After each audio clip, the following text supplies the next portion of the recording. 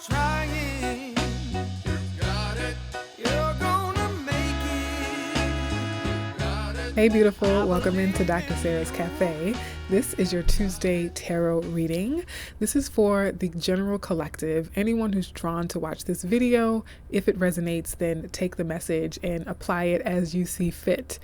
Now, I'm also going to unpack the flavor of the week. And so if you haven't watched the weekly refill, which comes out every Sunday, I highly recommend it. However, this video could still apply and resonate even if you haven't seen it. These videos are also timeless, so even though I post them every Tuesday, they could be pertaining to situations that have been playing out for weeks, months, or even years into the future. So this week, the flavor of the week was unmasking. And so I'm going to pull cards to delve a little deeper, unpack, peel back some layers about this unmasking energy that we have going on and see what additional insights and messages want to come through. And I'm using the Wild Unknown tarot deck. I have a link to all the tarot decks that I use, as well as a link to all the music that I use, and a link to all of the merch that I wear as well. So if you want anything for yourself, feel free to check that out in the description box below. I also want to say thank you to everyone for your time and your attention in watching these videos, for your engagement. Any minute that you watch, any like, share, comment doesn't go unnoticed, and it's deeply, deeply appreciated. All right, so let's start with a few cards to unpack this unmasking energy for the collective of lovely souls who are watching. Okay, unmasking. What do we have first? The Six of Cups. The Six of Cups. I really like this depiction of the Six of Cups because it speaks to our roots and how they have a direct impact on what manifests for us in the present, what manifests in the future. And so what's coming through now is the health, the quality of the roots that we have.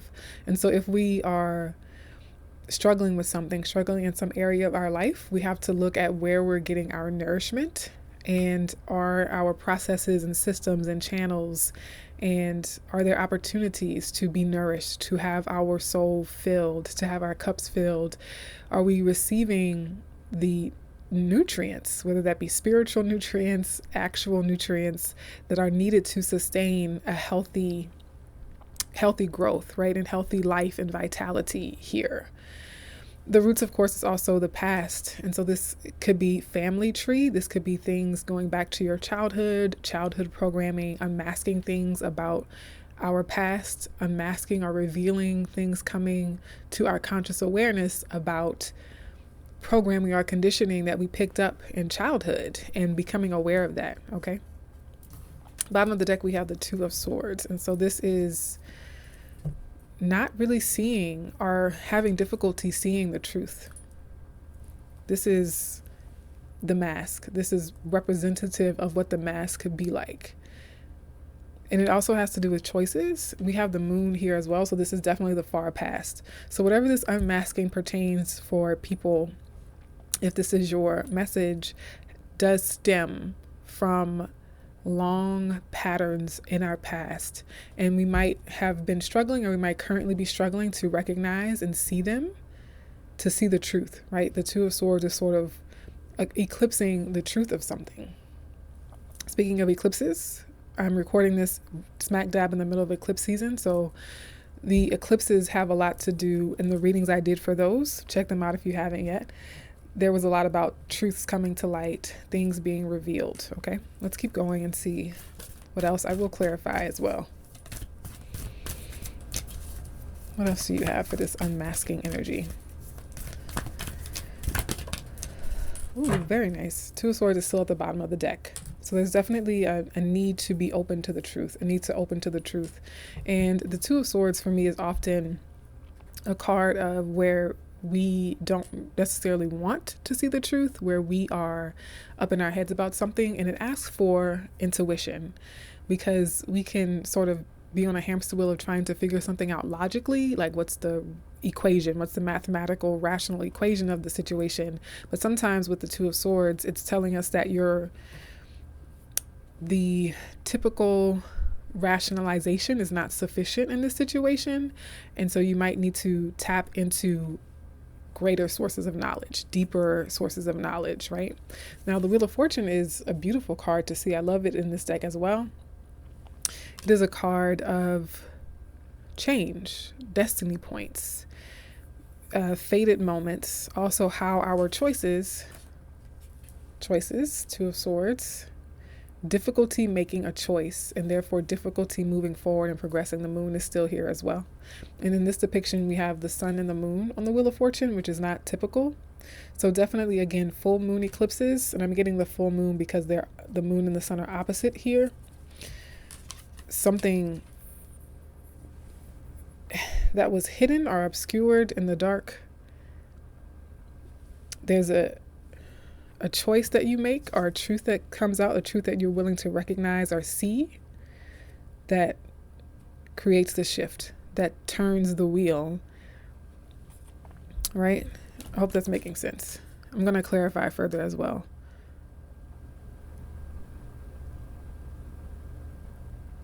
It's like this truth could set you onto a different path of fate or destiny, like a sliding doors moment. There are certain choices that completely change the direction or course of our life, right? Completely. There are some choices that might make a minimal difference in the overall trajectory of our life. Some choices have a very benign impact, right? Like the choice of, wearing a purple sweatshirt today versus a pink one may or may not impact the long-term destiny and path of my life. But the choice to move to a different city, or the choice to pick up the phone when someone answers, or to block them, right? So many things in our everyday mundane life, all the accumulation of our choices as well will have ripple effects that alter our life path in various ways. And of course, there are some things that we're so destined to that even the moments where we choose to step off of a particular course, life has a way of bringing us back to that same thing. That could be at play as well. I want to keep going. There feels like there's a lot here with this unmasking. Okay, what more do you have for unmasking for the collective of beautiful souls who are watching? And if you are appreciating any aspect of this video, be sure to give it a like, a thumbs up.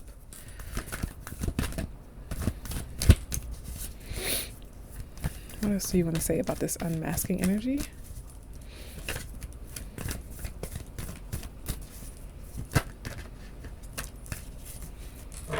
We have the Empress at the bottom of the deck now. A lot of nighttime imagery coming through. Moon is showing itself here. And feminine energy. Moon, darkness, nighttime, feminine energy. And I'm getting this nighttime, this darkness, this moon is also the unconscious, the subconscious. And so the unmasking could be the revelation of what's really going on in our unconscious, what's really going on in our subconscious that we were unaware of, right? The cognitive dissonance of like, we've been playing out or operating on this unconscious pattern, and all of a sudden it's revealed to us, like the truth of what's been driving us, of our unconscious motivations might come to light in this time period ahead. Now, the cards that fell out are very different in nature. It's the Eight of Pentacles and the Queen of Pentacles are in this deck, the Mother of Pentacles. I say this is very different because everything else has been very watery, a little esoteric, very emotional, more ethereal. The Pentacles is very grounded, very practical. And it's very explicitly about work. So for some of you, this is an unmasking related to your work in your material life, in your care for your physical body, your care for your home, and your financial health.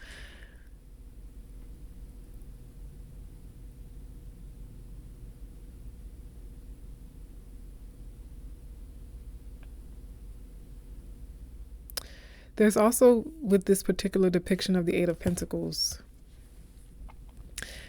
it emphasizes the outcome or the results of things we've already done. Because with a spider web, the results, you do the work first, and then you wait for the results to come. So this, for some people, this could be a choice or a decision in career, or it could be the revelation of how effective our past efforts have been. So the spider says, oh, I've made a really good web, and I'm going to trust that the web is going to do its job. So some of you, it's an understanding or a truth that you've set yourself up for future success. You've really set yourself up to be better off in the future. You've already made a series of positive, supportive, constructive choices for yourself. You've started to look at the truth of your situation, and it could be made clear to you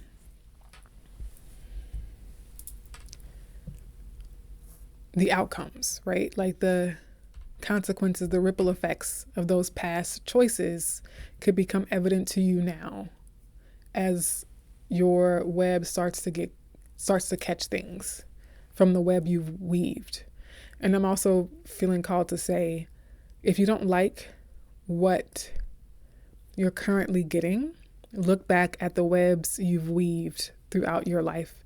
At various moments in your life, you've been engaged in weaving webs in different parts of your life, and you don't always like what you catch in that web. And so tending to your web, if the web breaks, for example, really just being mindful of what's getting caught in your web, because what's also coming through is the etheric web. The etheric web, if we think about our, let's say, spiritual interconnectedness, right? We have a field that we're attached to, and things can get caught in it that spill over into other parts of our life, I'll say. Okay, I want to do one more before I start to clarify. Let's get one more message for this unmasking energy here for the flavor of the week. Okay, so we have two queens here at the bottom of the deck. I want you to remember this image, and we have the Queen of Swords that has fallen out. So birds are air, although the Hierophant here is really earth. It still in this deck has that element of air and fire coming through with the lightning. It's a very interesting depiction of the Hierophant. So you have earth because the Hierophant is Taurus energy, but birds are often associated with air, and then the lightning is fire. Then you have the Queen of Swords, or the Mother of Swords, which is all air. And what I was immediately drawn to is the way they're both perched on these tools. They're perched on or carrying them. You could, depending on how you see it. Let me know in the comments if you see them as carrying these things or being perched on these things. And I see them as being perched because their wings are flat. If their wings were spread, then I would see them as like carrying these as they fly away. But because of the position of their wings, I'm seeing them as being perched on this sword and being perched on this key. Okay, so let me break this down a little bit. I mentioned that there are two queens, especially side by side like this, could represent sincere friends.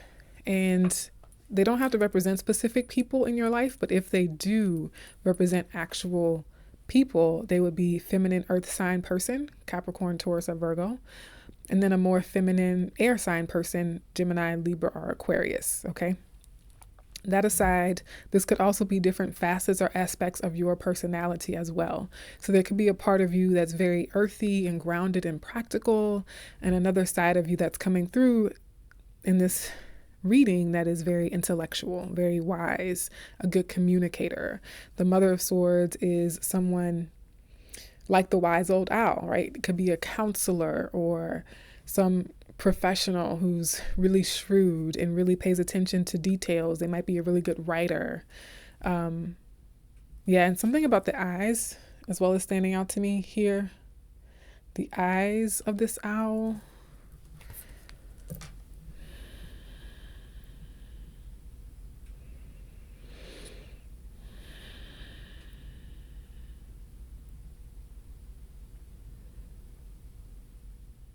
You see, someone sees something. Maybe you are a seer. Someone sees the truth. Someone sees behind the mask. This Queen of Swords, aka Mother of Swords, sees through the masks. They see through the dark. They see in the dark. They see the truth behind the mask. And then the Hierophant card is a card of knowledge and learning, higher learning.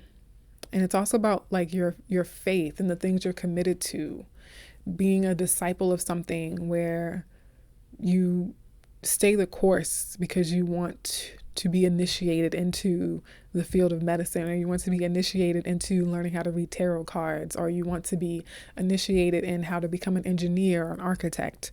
And so you're willing to sit at the feet of the mentor. You're willing to sit at the feet of the advisor and the counselor, right? So that you learn. And for others of you, you are the teacher. So the Hierophant could represent you as a guide, a mentor, a teacher who is helping other people to level up in a particular area of their life. I am more so feeling that it is, if you're leaning into discovering the truth and uncovering the truth, it's almost like you have a new faith, a new belief, and even unmasking in terms of like what your core values are. Like there's something obscuring or hiding or masking your authentic faith and commitment to something. We'll start to clarify now. Okay, well, we're already at 17 minutes. This is a long reading. I wonder what I'm going to title this video. Suggestions for titles in the comments, maybe? I can update the title if you watch this and you have a really good one that I think fits. Okay. And clarifying with the Frida Kahlo deck. Please clarify this Six of Cups as it pertains to the theme of unmasking. Oh, okay, with the Hierophant too, because I forgot to go back and talk about them perching on these things. What's coming through is that the unmasking is a form of truth. I mean, obviously, but it's the swords being the truth, being the communication, this owl being able to pierce behind the mask and know the truth, and being able to stand on that, standing on the truth. And then this key being access, being able to, having the tools to access a higher vibration, or having the tools to access higher knowledge, higher learning. Here's the key to unlocking another timeline. Here's the key to unlocking your greater potential. And let's look at this Six of Cups, please. Clarify the Six of Cups. The Emperor. Oh, okay, Chariot at the bottom of the deck. So the Emperor with the Six of Cups, this could be your paternal line. Could be your father figures. And it could also represent higher learning in institutions, teachers. So a masculine, very masculine dominant individual from your past, an actual father or a father figure or a mentor or a teacher from your past has influence in this situation right now. And so you might this week start to look back at that, start to reflect on those things. Have those things been coming up? Have you sort of been ignoring or suppressing emotional content around this father figure? And does it impact your own masculine energy? Does it impact your own ability to assert yourself? Does it impact your own ability to lead in your own life?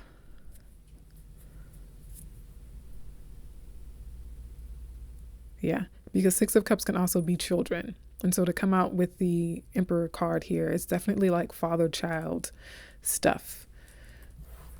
Let's look at this Wheel of Fortune. Please clarify the Wheel of Fortune for unmasking. The Seven of Wands. The Four of Swords, bottom of the deck.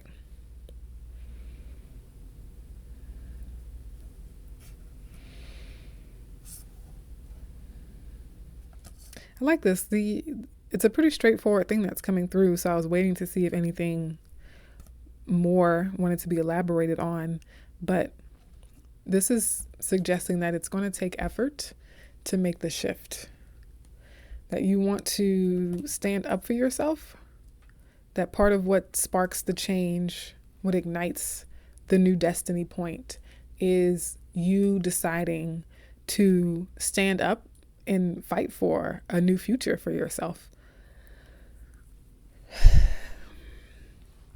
You choosing to make a different choice in the moment is a form of you fighting for a better future for yourself. You might feel fearful, you might feel hesitation, you might feel resistance. You might say, oh, well, I can't make this other choice because what are my parents going to think? I can't make this other choice because what are my friends going to think? It goes against tradition. It goes against what I thought I believed. But I want a different future. I want a different cycle. I want to be on a different path. I want to co-create a future that is more for me. And that calls for and asks you to rise up to the occasion to meet that new destiny point. So for some of you, your masculine energy has been wounded from the past in your childhood, which has negatively impacted your ability to stand up, your ability to advocate for yourself, for a better life, for the raise, for you to say no, for you to assert your boundaries. Okay, so there could have been some childhood wounding that bruised that part of you that is what's necessary to activate that energy within yourself of, I want to see what else is possible for my life besides the current status quo. And if you feel like you don't have what it takes to set that wheel in motion, look back to your past and what has wounded that masculine assertiveness within you, within yourself. And this is not at all related to gender. Little tangent here. Just because you're in a woman's body or you identify as a woman doesn't mean you're always supposed to be in feminine energy, right?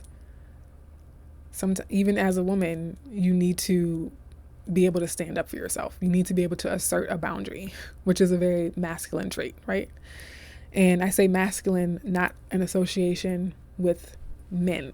So when I use these terms, and I know it's hard to step outside of the cultural conditioning and connotations around these words, but to me, masculinity has nothing to do with sex or gender, and femininity has nothing to do with sex or gender. It's literally, one is assertive, one is receptive, one is a laser, one is a magnet, one is dynamic, the other is fluid, right? And so it's just the yin and the yang that is a natural part of human existence and natural existence, to be honest. Okay, so I wanted to clarify that just to make sure the messages are not being masked or obscured by social connotations with these words. So if you're struggling to take an initiative in some area of your life, to set a new pattern in motion, to open up a new pathway for yourself, it could stem from wounding by masculine energy as well as wounding of your own masculine energy. Okay, let's look at this Queen of Pentacles and Eight of Pentacles, please. I'm being called to the idea of masks and the etymology, the root word of mask. There's a book called The Mask of Masculinity. I don't necessarily like vibe with the author of that book, but the title is coming through as I use these words, unmasking. So I'll also say a wound. Whoa, that was trippy. I don't know what gesture activated that, but okay. So as I was talking about unmasking, sometimes the wounding of masculine energy manifests as toxic masculinity. Okay. And that is covering something, that is hiding something. Toxic masculinity is masking deep wounding, it's masking deep hurt and trauma sometimes, fears.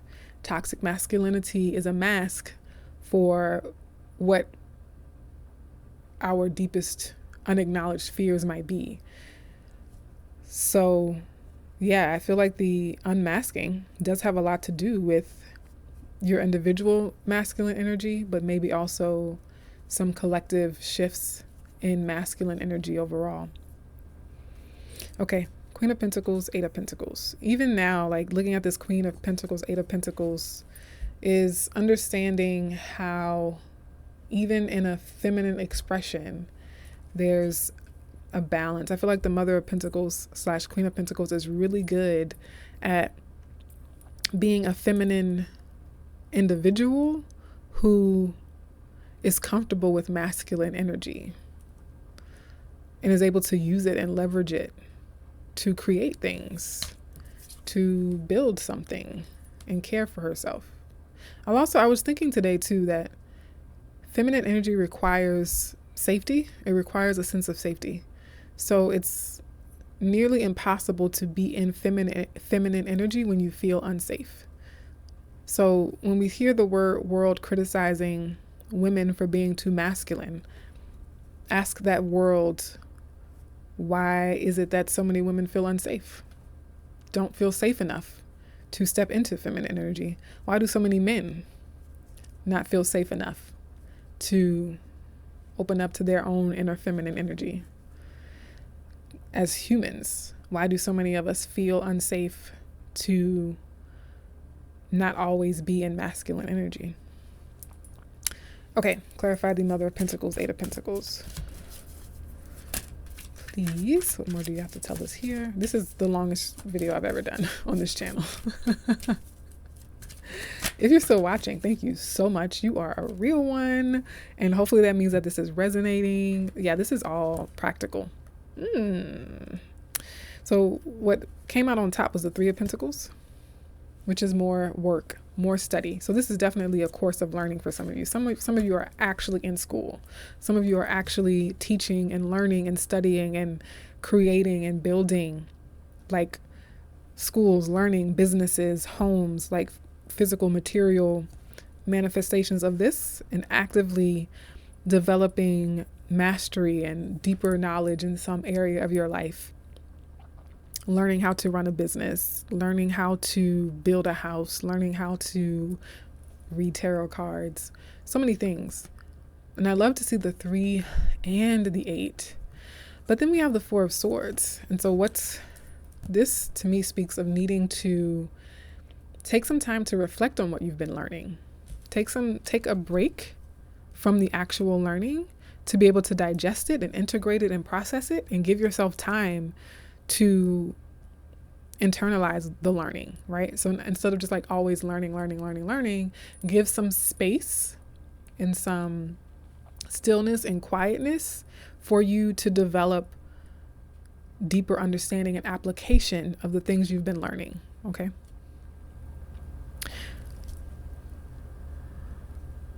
Yeah, with this world card here, it's a graduation. So some of you are stepping into a greater level of leadership, knowledge, mastery. You might be finishing a certification program. You might be coming out of student mode and into internship mode, into, you know, like just a leveling up in terms of your profession or your career, for sure. Okay, let's look at the Mother of Swords. Or again, in school, reaching a level where you're a student, but they're giving you greater responsibility. So maybe you have a internship while you're in school. And you might be recognizing like, oh, wow, I've been in learning mode for so long that I haven't even recognized that I'm now prepared to teach this. Like I now know this well enough to apply it in very effective ways. And I've now like learned it so well that I've integrated it to a point where I can teach my peers. I can teach people who are more junior than I am, right? And look what's at the bottom, the Queen of Pentacles. Again, so emphasizing that. Okay, and last one, clarify the Mother of Swords, please. King of Cups, first king on the board. Now this card is face down and it fell on top of the Wheel of Fortune and the Seven of Wands. So I'm connecting whatever it speaks to with that as well. The World. So this is the wise old owl. This is you attaining a world of wisdom, pun intended. This lighting, I have to figure this lighting out. Okay. The world card is Saturn. Saturn is wise. I think that's, yeah, it's just significant, grand wisdom. Now, what's interesting to me is that there seems like there's a split on the board between past learnings and conditionings from about regarding masculine energy in our deep past, our roots, even our, again, paternal lines, or even like if it's your maternal line, the men in your maternal line, or the masculine energy in your maternal line, like actual patriarchs, to then choosing a different cycle, breaking a cycle. And that, like, opening up a path of just expertise and knowledge and learning and so much more, like on this other side of the spread, on the other side of this choice, of this decision. But it's not going to be an easy one. It is going to require that you flex a little bit of muscle with that Seven of Wands. Okay, my dears, please let me know if any of this resonates, and I hope to see you in another video. Keep on trying.